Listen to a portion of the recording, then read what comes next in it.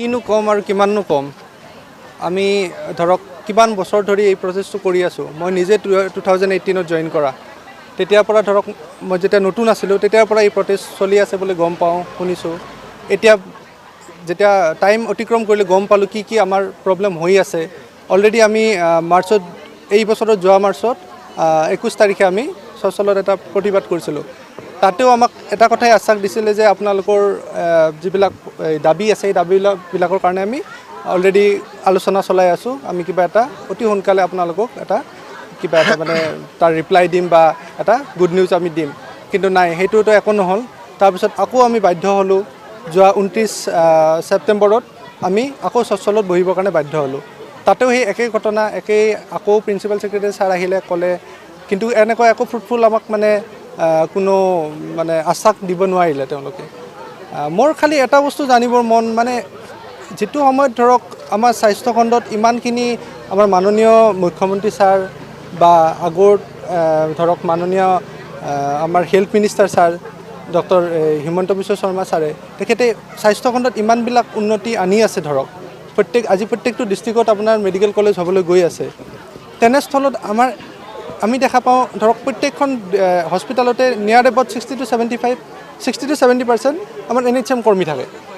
তাতে টেকনিক্যালও থাকে নন টেকনিক্যালও থাকে as a whole NHM employee আমাৰ 60-70% থাকে মোৰ খালি এটা বস্তু জানিবৰ মন আমাৰ এই NHM কৰ্মীখিনিক চৰকাৰে হওক বা তেনেকুৱা আমাক ইমান ঘৃণা কিয় কৰে বেলেগ বিভাগৰ যিবিলাক আপোনাৰ বেলেগ বিভাগৰ যেনেকৈ আপোনাৰ সুবিধাবিলাক আঁচনিবিলাক দি আছে সুবিধাবিলাক দি আছে ধৰক টিচাৰৰ ক্ষেত্ৰতে হওক বা অন্য ডিপাৰ্টমেণ্টৰে হওক ৰিক্ৰুটমেণ্ট ড্ৰাইভ চলি আছে বহুত কিন্তু আমাৰ NHMৰ যেতিয়া কথাটো আহে তেতিয়া চৰকাৰে ইমান ভাবিব লগা কিয় হয় আমিতো এনেই বহি থকা নাই আমি এজন পাৰ্মানেণ্ট বা এজন ষ্টেট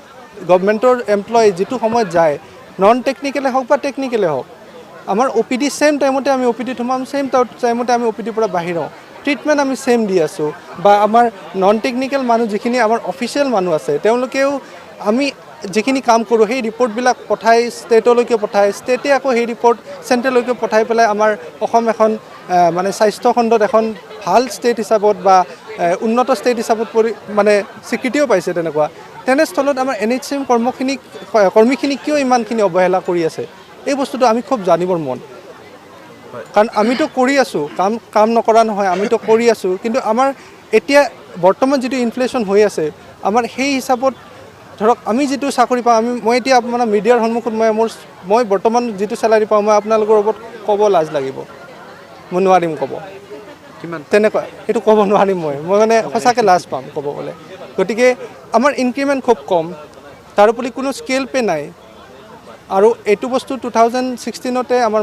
তেতিয়াৰ হেলথ মিনিষ্টাৰ স্বাস্থ্যমন্ত্ৰী মাননীয় ডক্টৰ হিমন্ত বিশ্ব ছাৰে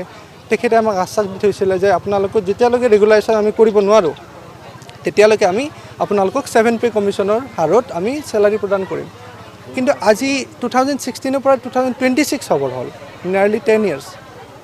ইজ এ বিগ গেপ তো এতিয়ালৈকে বস্তুটো কিয় কৰিব পৰা নাই বা কিয় মানে কৰা নাই